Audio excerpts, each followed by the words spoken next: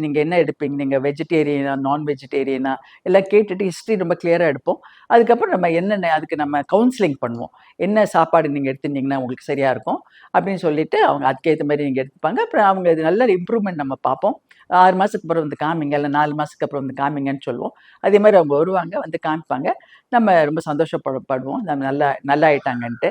ஆனால் இந்த போர்க்காலம் இருக்குது பார்த்தீங்களா, இப்போ போர் பயங்கரமாக பண்ணும்போது அவ்வளோ நல்ல சத்துணவு அந்த அந்த கண்ட்ரியில் அந்த நாட்டில் கிடைக்காம இருக்கலாம். அப்போ அவங்களுக்கும் அந்த மாதிரி சமயத்துலையும் இந்த வைட்டமின் டி டெஃபிஷியன்சி வரலாம். சின்ன குழந்தைங்களுக்கு 1 இயர் 2 இயர்க்கெல்லாம் கம்ப்ளீட்டாக அந்த கருவெளி மெல்ட் ஆகி அப்படியே அது இது கெட்டு போகிற வாய்ப்பும் உண்டு. அது ரொம்ப ரேர். இப்போல்லாம் போர் அவ்வளோ கிடையாது. இருந்தாலும் அந்த காலத்துலலாம் வருஷக்கணக்காக போர் போயிட்டே இருக்கும். அப்போ வந்து இந்த மாதிரி குழந்தைங்கள்லாம் அஃபெக்ட் ஆவாங்க, அவங்களுக்கு சரியான நியூட்ரிஷன் கிடைக்காது.